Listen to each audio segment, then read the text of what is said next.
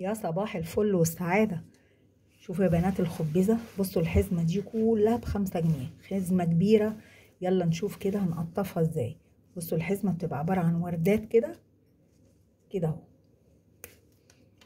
نقطعها كده.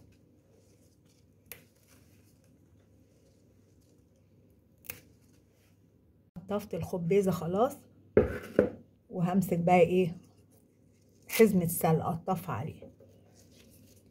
السلق ده لازم مع الخبزة على فكرة، في ناس بتعملها من غير سلق، بس بالسلق احلى مليون مرة.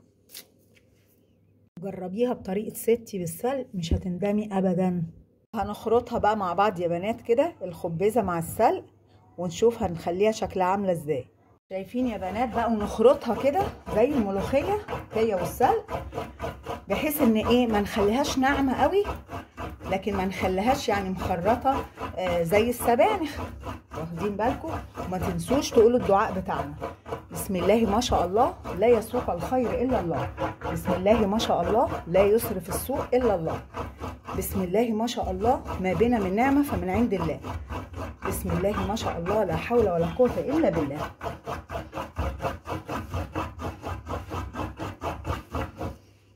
حزمة صغيرة شبت على حزمة كزبرة خضراء، هخرطهم رفيع قوي. بصوا يا بنات بقى، الخطوة دي مهمة. أنا خرطتها اهو زي ما انتوا شايفين، وحطيتها في الحلة تمام.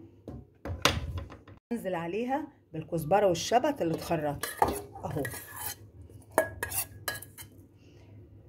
وانزل عليها بشوية رز مغسولين ومنقوعين، يجي ربع كوباية كده كويس تمام كده. وانزل عليهم بقى بالشوربة الحلوة بتاعتي اهي، بسم الله الرحمن الرحيم. دي لسه مغلية سخنة اهو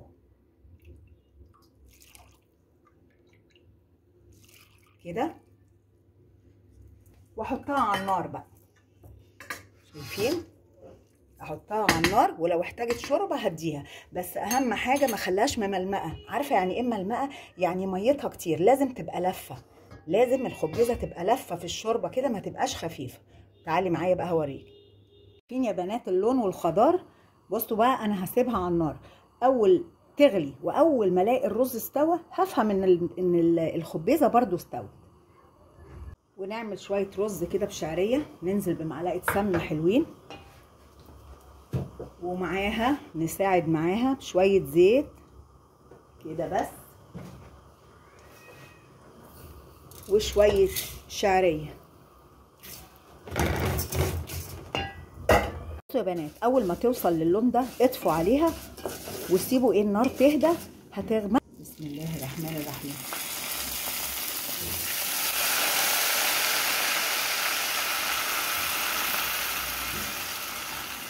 حطي الملح بتاعك وتاخدي بالك عشان لو الشوربه حادقه الرز ما يحدقش منك.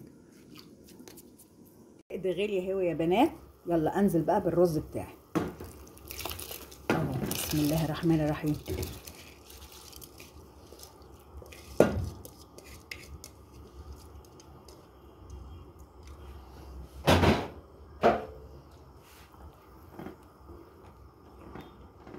بس اخر ظبط كده، ولا هزود حاجه ولا بتاع. بصوا يا بنات استوت، بصوا بصوا القوام بتاعها بقى عامل ازاي اهو، والرز استوى فيها. ما زودش الشوربه عن كده، وما خليهاش ناشفه مكلكعه. انتوا فاهميني اهو يا بنات. في تركايه بقى هعملها. شايفين حله الدمعه دي؟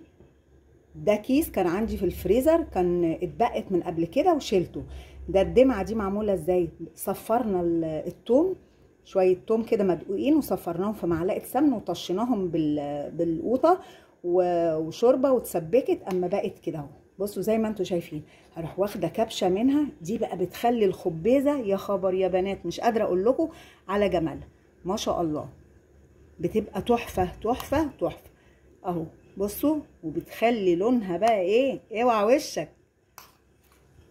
نعمل التقليه بقى يا بنات بتاعت الخبزه.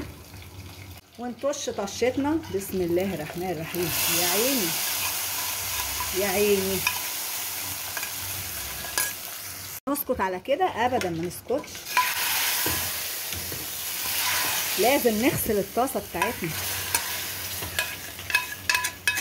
الله على الريحه، مش قادره اقول لكم يا بنات، مش قادره اقول لكم، فظيعه فظيعه.